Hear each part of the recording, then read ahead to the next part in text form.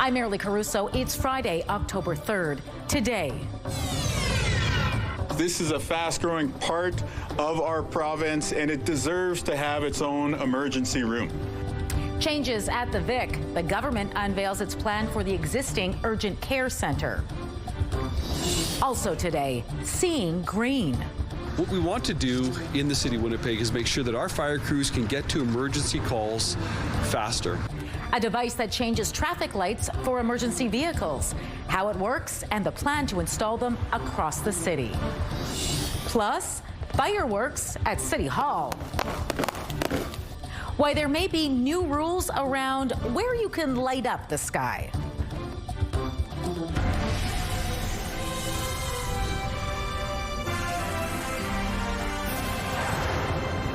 Good afternoon. Thanks for joining us. New details tonight on the return of the emergency room at Victoria General Hospital.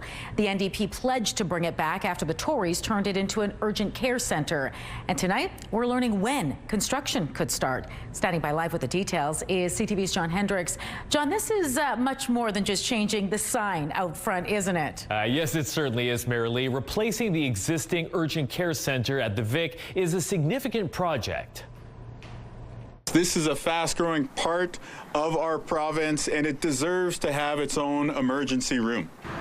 Premier Wab Kinew and Health Minister Uzoma Azagwara made the announcement at the hospital today. 2 years ago, the NDP promised to bring back Winnipeg's ERs after the former Tory government turned Seven Oaks, Concordia, and Victoria into urgent care centers. 2 years later, the province says a tender is set to be awarded. The new ER will include additional inpatient beds, additional diagnostic capacity, and a unit to support acute care. It never made sense to me that I had to drive past a hospital in my own neighborhood to reach an emergency room somewhere else in the city. Soon it'll be just a 5-minute drive to the Victoria ER. And when you've got kids, an older parent, or someone who gets sick in the middle of the night, that distance is always on your mind. That's why I think this new ER matters so much. Kinew also promised to restore the Mature Women's Center, which will open alongside the emergency department. Now, Victoria will also be home to the new Ann Oak Family Recovery Center, supported with about $5 million in provincial funding. The government says it expects shovels to be in the ground in March. Now, CTV's Jeff Keel is working on this story in more detail. You can watch his report on CTV News at 6. Looking forward to it. Thanks, John. Winnipeg police have identified a suspect in connection to a fatal shooting in the spring, and they're asking for your help tonight tracking him down. 33-year-old Paul Xavier Bonnick is wanted on a Canada-wide warrant for second-degree murder. Investigators say Bonnick may now be somewhere in Ontario. He's considered armed and dangerous. Anyone with information is asked to call the homicide unit or Crime Stoppers. For those outside of Winnipeg, you're asked to call 911. This all comes after 39-year-old Ralph Moyes was fatally shot May 23rd in the 300 block of Cumberland Avenue. The city of Winnipeg showed off some new technology today that turns traffic lights green when emergency vehicles approach. As we showed you earlier this week, the city is expanding its emergency vehicle preemption system. As they're approaching every intersection, they're slowing down, speeding up, slowing down. That start and stop makes a 4-kilometer distance take quite a while. If they can consistently drive at 50 kilometers throughout the distance, they can get about a kilometer further or a minute further of normal driving time. Here's how the system works. Fire trucks and ambulances are outfitted with a special device that sends cellular and radio signals to receivers installed at intersections. The signal triggers the lights to change, so emergency vehicles can get through more quickly. The city says the technology can reduce response times by as much as 20%. It's also designed to increase safety. We had an engine involved in a motor vehicle collision earlier this year. It was a total write-off. These vehicles are over $1 million themselves. So if we can reduce collisions, as Linda said, by 90%, that's significant. Fair enough. The city's been testing the system for a year now in high traffic areas like Osborne Village. The city will equip more than 430 intersections with them by 2026. A major cleanup of a city park is underway after it was vandalized extensively. This is what families in the Centennial neighborhood arrived to find at Alderman John O'Hare Park this week. Graffiti everywhere on signs, benches, the children's play structure, even trees. Some of the graffiti used vulgar language and racial slurs. It's a big cleanup job for city crews. CTV's Daniel Halmerson was at that park today. Hear from visible minority groups about the disturbing nature of the vandalism. That full story coming up at 6 o'clock. And speaking of graffiti, the city wants to make it easier to remove it from vacant buildings. A motion making its way through City Hall would permit city crews to enter onto a property to remove graffiti, then add the cost to the owner's taxes. Right now, the city can only remove graffiti from vacant buildings with the owner's permission, or if the owner doesn't successfully appeal a compliance order. Last year, the city removed more than 69,000 square meters of graffiti from 7,500 separate sites. A city councillor wants Winnipeg to look at new rules around fireworks.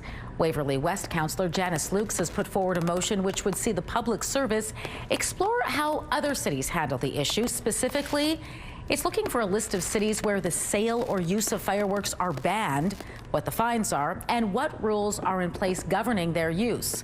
Currently, a permit is required to set off fireworks within the city, and the permit holder must agree to certain safety conditions.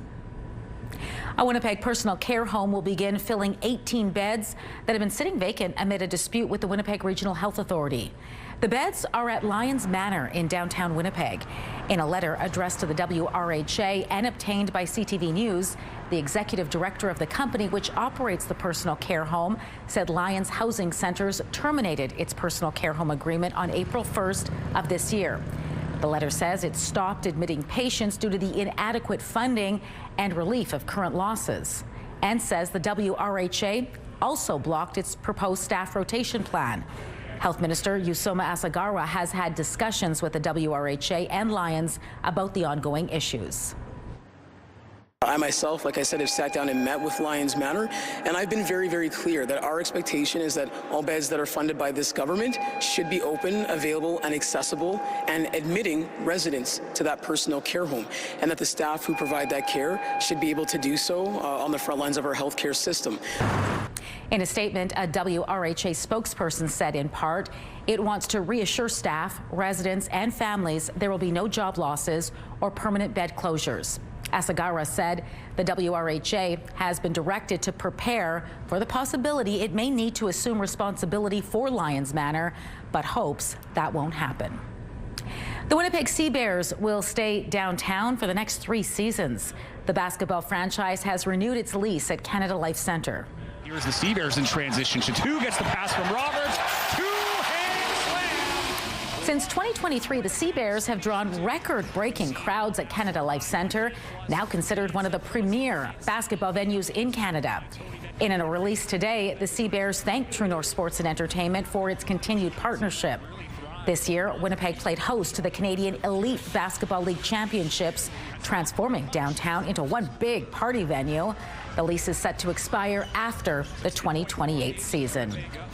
All right, let's bring in Colleen Brady now to get a first look at our weekend Skywatch forecast. What are you tracking for us as we head into the weekend? You see that moving behind me, Marilee? That's rain. This is just the beginning. There is a rainfall warning that has been issued late this afternoon by Environment and Climate Change Canada, basically for all of South Central and Southeastern Manitoba, including the city of Winnipeg. I'll show you when it's coming and how much is on the way. But first, let's take a look right now through the Bathfitter Live Eye. Bathfitter, your bath and shower experts for more than 40 years. In Winnipeg right now, it's 26 degrees and cloudy. With the humidex, though, it feels like 29. Winds out of the east-southeast, 13 kilometers an hour. The pressure is dropping and the humidity is 47%. Out on the roads on this Friday, or on the bridges to be precise, the Provencher Bridge, traffic moving well there. They've been serving Winnipeggers for more than 40 years. The local restaurant that will soon be closing for good.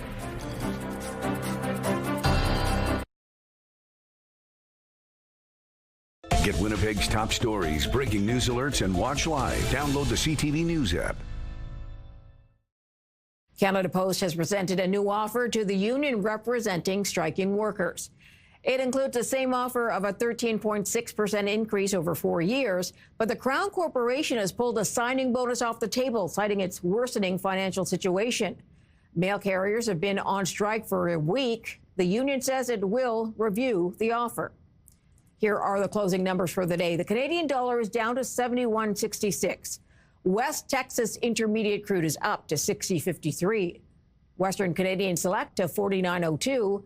And the TSX hit another record close again today, shooting up another 311 points.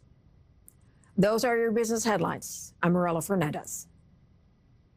Market Watch is brought to you by Manitoba Blue Cross. Group health plans for any size business. Brandon police are announcing the result of a 2-day blitz against sexual exploitation. The operation, called Project Blockade, was conducted on September 26th and 27th with help from Winnipeg Police and Manitoba Justice. It resulted in the arrest of 23 men for obtaining sexual services for consideration or communicating in any place for that purpose. The arrests occurred in several Brandon area locations. 7 vehicles were also impounded under prostitution-related provisions of the Highway Traffic Act. All of the accused individuals were released on undertakings. Brandon police say investigators are still analyzing evidence gathered during the operation. The value of farmland in Manitoba increased by nearly twice the national average this year. That's according to Farm Credit Canada, which says the value of cultivated farmland in our province rose 11.2% between January and June. That's well ahead of the 6% average seen countrywide. The report notes all regions in Manitoba saw increases, with the Parkland and Westman regions appreciating the most. Specifically to Manitoba, we have seen the last number of years, just the supply of farmland coming to market hasn't been that much. So, and still strong demand from farmers to expand their operations, grow their business. So when land does come up for sale, there's a lot of competition. FCC notes the increase may cool by year's end as farm revenue and interest rates factor into equations. A beloved Winnipeg restaurant is closing its doors after more than 4 decades of serving up prime rib and martinis. The owners of Maxime's Restaurant and Lounge announced in a social media post they've decided to retire. The restaurant's land and building on St. Mary's Road have been sold, and the plan is to close the restaurant in the coming weeks. In the post, the family thanked its staff and many guests, writing, "Their journey has been one of extreme love and labor." The family restaurant first opened its doors back in 1984. It will close for good in the 3rd week of November. October is here, and a spooky event is starting it off. Tonight, we'll tell you all the new things you can see at Boo at the Zoo. Spotlight is next.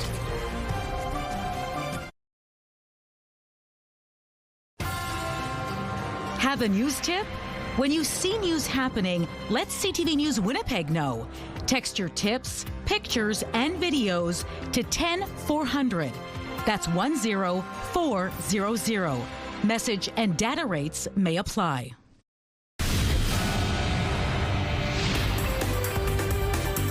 Spotlight, sponsored by the Casinos of Winnipeg, presenting Honeymoon Suite with guest Lee Aaron.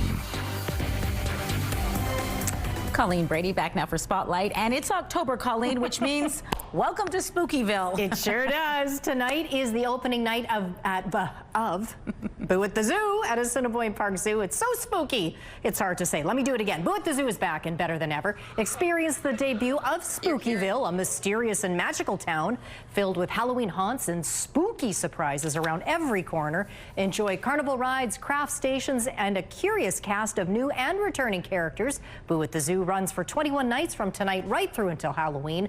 Thousands of people are expected, merrily, so plan ahead and buy your advance tickets. You can do that at booatthezoo.ca.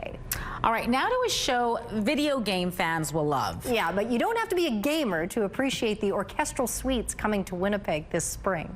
Do not be deceived. You know the truth. Trust in me. The Philharmonic Orchestra will be playing the scores from 3 games in the epic Japanese fantasy series Final Fantasy.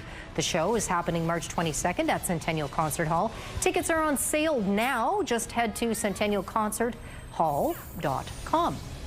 RWB School is combing North America for dancers right now. Over the next few months, the Royal Winnipeg Ballet School is holding auditions in 12 cities in Canada and the United States. The auditions offer dancers the opportunity to join one of the world's most respected ballet training institutions. The RWB School is internationally recognized for transforming talented young dancers into versatile world-class artists. New artistic director Christopher Stowell will personally host auditions in Toronto in November and Chicago in February. Full audition details and registration are available through the RWB's website. Well, here's a riddle for you. What's orange and yellow and heavy all over? Well, Marilee, that would be the massive pumpkins you can expect to see Saturday over at the annual Rollin' Pumpkin Fair. The day gets started with a pancake breakfast at 8 a.m. and the weigh-ins begin at 10:30. You can also expect to find a market, musical entertainment, and activities for the kids. And at 5, head over to the arena grounds for the highly anticipated giant pumpkin drop. I can't get over the size of those. Look at that. Boom. Whoa. That looks very satisfying. You know, I had a little pumpkin patch in my garden this year. I can't imagine how much space those big ones take up if you got a few of them. Wow. Can't wait to see how big the winner is. All right. Should be a good one. Thanks, Colleen. You're welcome. Start your weekend off with some great entertainment at 7. Take a spin with Celebrity Wheel of Fortune, and Special Forces World's Toughest Test is on at 8. It's all right here tonight on CTV. A live look at Portage Avenue just west of Polo Park. Traffic moving smoothly there. 26 degrees, still warm now. Won't be for much longer. Rain and much cooler temperatures are on the way.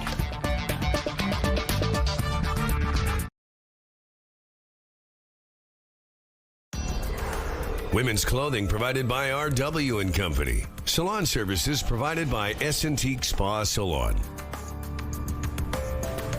Winnipeg's high school football season is in full swing. Thursday night, the home team Tech-Voc Hornets were taking on Murdoch McKay. It was a high-scoring affair. In the end, Tech-Voc would win this one 49-32. In some of the other action last night, the Churchill Bulldogs defeated the St. Norbert Celtics 25-9, and Springfield destroyed Maples Collegiate 48-0.